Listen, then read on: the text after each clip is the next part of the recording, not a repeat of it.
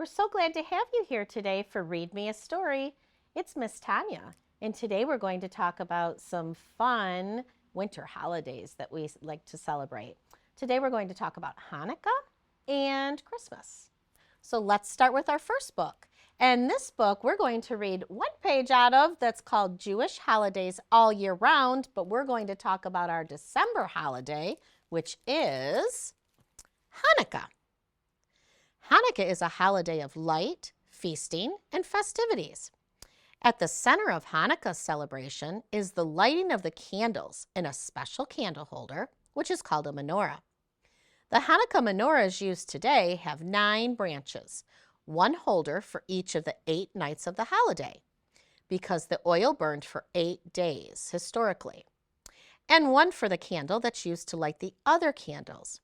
This candle is called the shamash, which means servant in Hebrew. Each night of the holiday, one candle is added to the menorah. And so, on the first night of Hanukkah, there's one candle plus the shamash in the menorah. On the second night, there are 2 plus the shamash, and so on.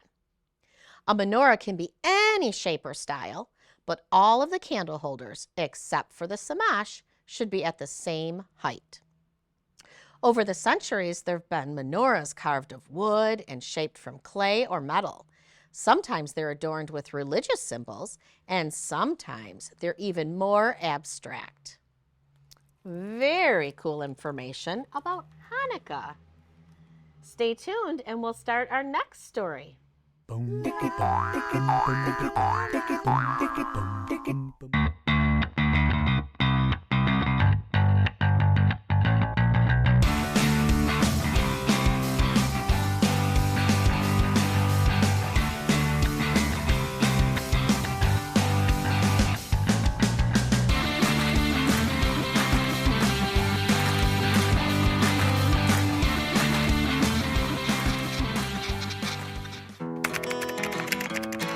I think I finally found. Hey, how you doing? Hey, Mason. Hey, Mason. Got a new house. It's looking pretty cool so far. A place that I call home. I'm teaching Louise how to cook some lasagna.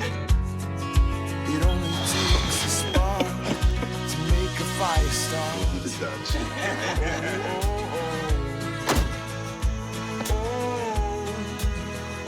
Thank you. Study, please.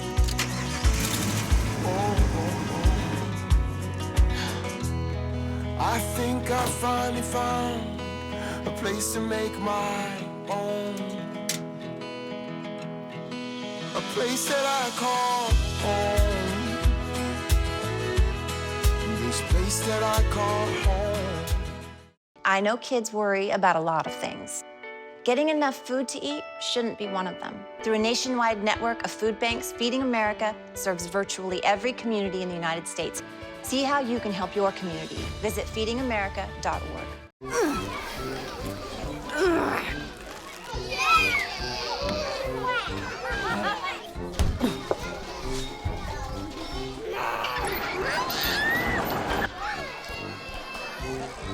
If you love them enough to crawl into a play place to get them to come down,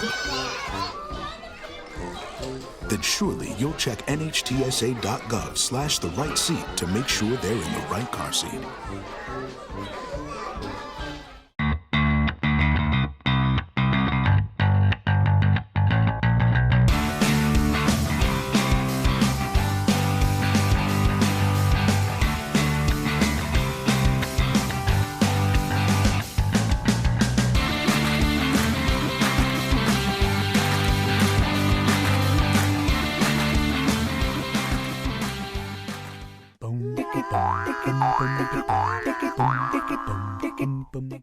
Our next book about Hanukkah is called Red and Green and Blue and White, and it's by Lee Wind. On a block dressed up in red and green, one house shown blue and white. It's this one right here. Isaac helped his family decorate their big window for Hanukkah. Across the street, his best friend Teresa helped her family trim their tree for Christmas. Isaac wrote poems, and Teresa made art. They both loved playing in the snow, counting down to the holidays, and thought that you couldn't have too many sprinkles on cookies. That's a lot of sprinkles. When it got dark, Teresa flipped the switch and her house glowed red and green. Across the street, Isaac hid his family's decorative menorah and his house glowed blue and white. So here's all the red and green in the window, and here's all the blue and white in the window. Later, when it was dark and everyone was asleep, shadows approached Isaac's house. Smash! The window shattered. A stone? Shards of glass were falling. And Isaac, wide awake, watched their menorah flicker out. Oh no! The adults talked and talked. You'll sleep in our room for now, his dad told Isaac and his sister. Isaac's mom asked, should we light the menorah again? If they didn't, Isaac knew it would be like hiding that they were Jewish. That didn't feel right. The next night, Isaac lit the menorah, and through the new window of his house, it glowed.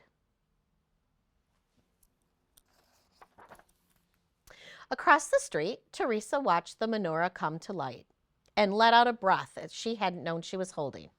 She took out paper and markers and she drew. When she was done, Teresa added 2 words and put the drawing up in the window. Through the paper, the light shone blue and white.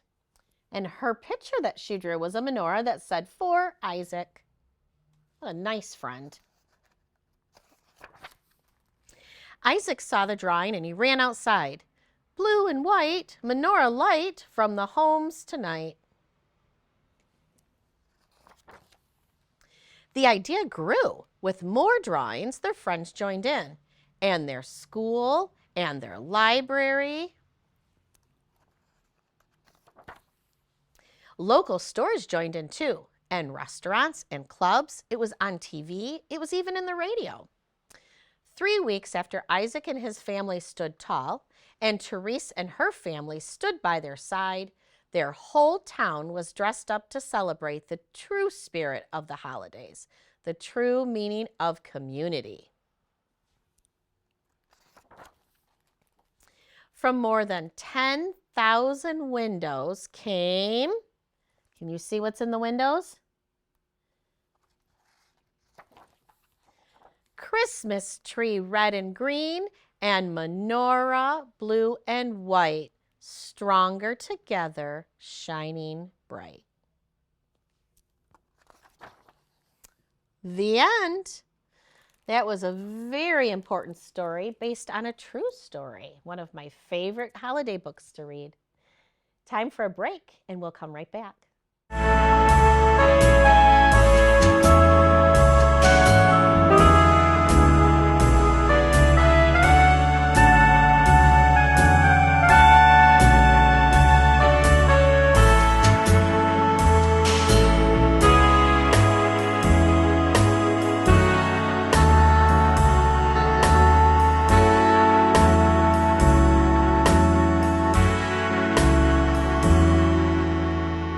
Medicaid and CHIP offer free or low-cost health coverage for kids and teens. These programs cover doctor's appointments, hospital visits, prescriptions, shots, and more. As parents, we get peace of mind knowing that our children are covered if they are sick or get injured. You may now be eligible for Medicaid too, even if you've applied in the past. Enrollment is always open. Visit insurekidsnow.gov or call 1-877-KIDS-NOW. Paid for by the U.S. Department of Health and Human Services.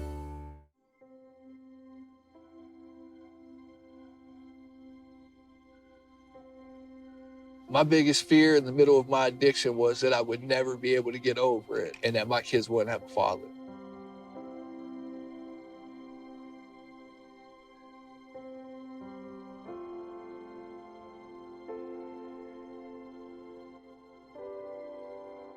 crippling depression, anxiety, exhaustion. I was in prison and her mom had a heart attack. There's a lot of institutional issues and challenges that suggest to us that dads aren't essential, and I've always rejected that.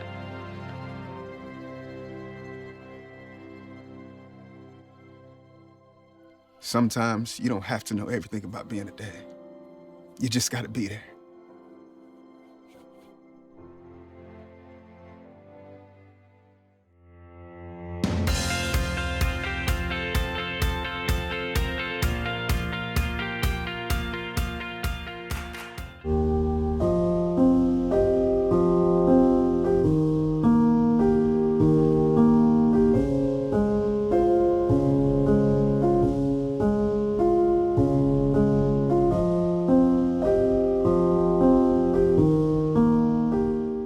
And we're back for our next story, and this is called Eric Carle Dream Snow. Another holiday story. On a small farm, there lived a farmer. He had only a few animals. He could count them on the fingers of one hand. So the farmer named his animals 1, 2, 3, 4, and 5. By the end of the barn stood a small tree. The farmer named it Tree. "Hello, Tree," he would say when he passed by. "Here's your 1, 2, 3, 4, 5 animals." The farmer took good care of 1, 2, 3, 4, and 5. Every day he fed them, cleaned their stalls, and in the evening when his farm work was done, he went to his house. Then he sat in his favorite chair, drank a cup of hot peppermint tea, and ate a slice of bread with honey on it. One night as he sat there, the farmer felt very cozy and a bit tired. "Heavens," he said, yawning, "it's almost Christmas and it hasn't snowed yet." With that, he fell asleep. Soon he dreamed of falling snowflakes. They gently covered him with a white blanket. Oh no, what happened? There he is. The snowflakes gently covered one with a white blanket. What kind of animal do you think one is? Can we guess? A horse. Did you guess right? The snowflakes gently covered 2 with a white blanket. What kind of animal do you think 2 is? What kind do you think? Maybe a goat? A dog? Good choices. A cow? Did you guess a cow? The snowflakes gently covered 3 with a white blanket. Okay, I think I know what 3 is. 3 is a cat. What do you think? No, 3 is a sheep. The snowflakes gently covered 4 with a white blanket. Let's see, what kind of sound do you think this animal makes? Number 4, what kind do you think? Neigh? Moo? Let's see. Oink, oink, it's a pig. The snowflakes gently covered 5 with a white blanket. Okay, here's our last animal. What's your guess? What animal is 5? It's let's peek. A rooster. What does a rooster say? Cock-a-doodle-doo. The farmer woke up from his dream. He looked out his window and he saw snow. It was not dream snow. It was real snow. It had snowed while he napped. Now the snow clouds had moved away. The moon and the stars sparkled in the wintry night. 1, 2, 3, 4, and 5 were fast asleep in the barn. Oh my, cried the farmer. I almost forgot. Quickly he put on his warm coat, his warm boots, his warm hat, and his warm gloves. He grabbed a box, slung a sack over his shoulders, and he dashed out the door. Running past 1, 2, 3, 4, and 5, the farmer shouted, "I almost forgot, I almost forgot," waking up the animals. They looked and they wondered, what was the farmer up to now? They watched as he unpacked the box and he emptied the sack. What do you think he's doing? 1, 2, 3, 4, and 5 watched as he decorated the tree. And then he shouted, "Merry Christmas to all," and he pushed the button. The end. Okay, we're going to take a break and then we'll come back again.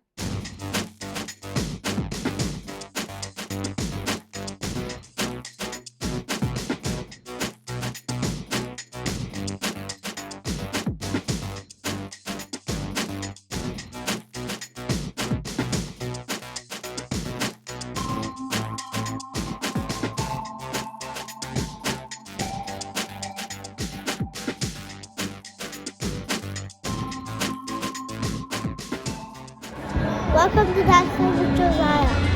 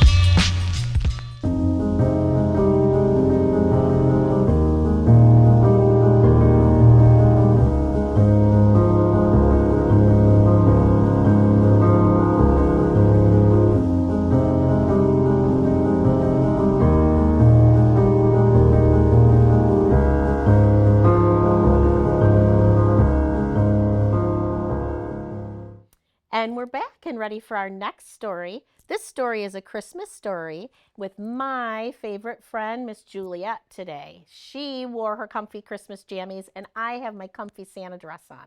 And we're ready to read Vegetables in Holiday Underwear. And it's by Jared Chapman. Are we ready, Juliet? I've been waiting all year long. January, February, March, April, May, June, July, August, September, October, November. It's the most wonderful time of the year. Festive, merry, jolly.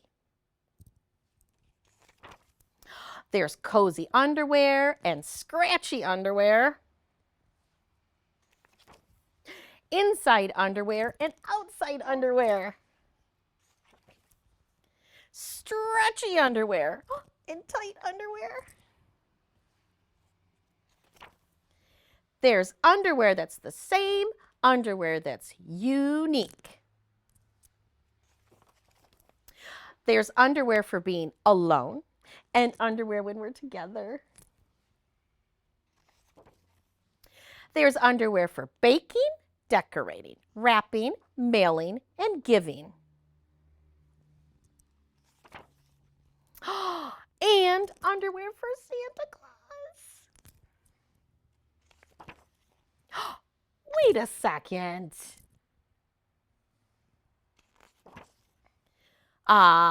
Babies don't wear underwear.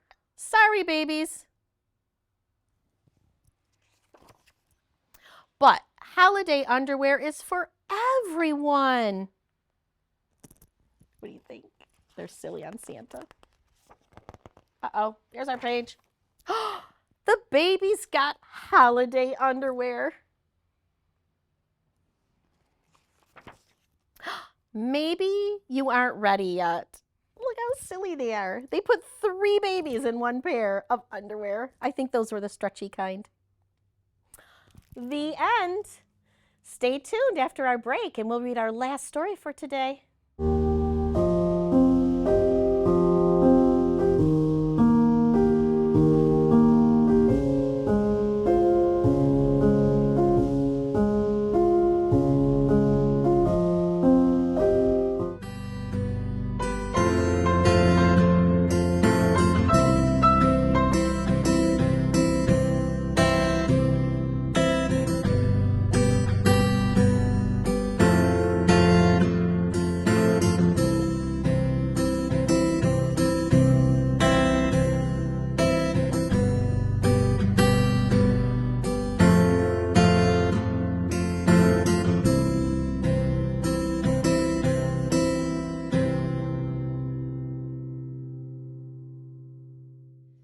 My name is Natalie Moser. I'm a volunteer at Canine Stray Rescue League, and this sweet girl is Sally.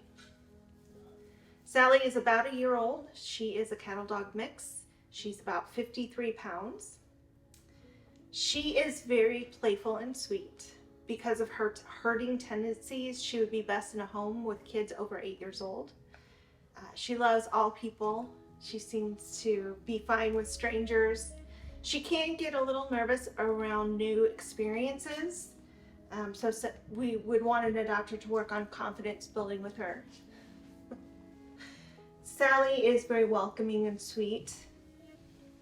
When she gets super excited, she isn't overly wild, which is really nice.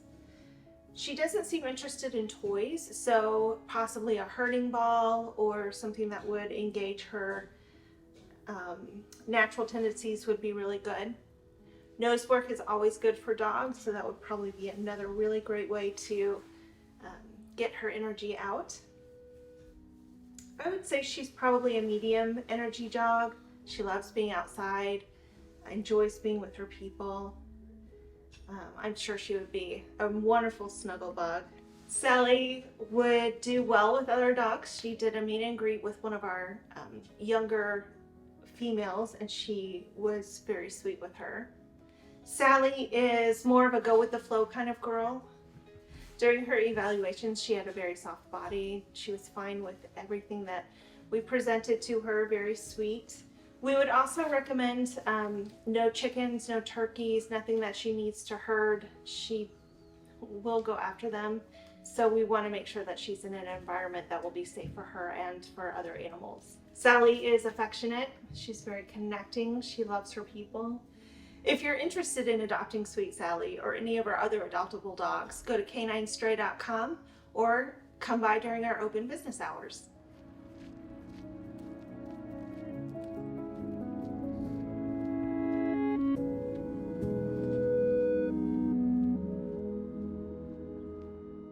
Just think, what if we didn't have local TV and radio? Where would I go for local sports, local politics, a mayor, city council, stuff that affects me every day? How about health? Who's covering things that endanger my family? I need to know now, as it happens, from sources I trust, people in my community. No agenda, no bias like you find on cable and social media, just facts. For news I can trust, I stay local. Support your local station. Text TV to 52886 today.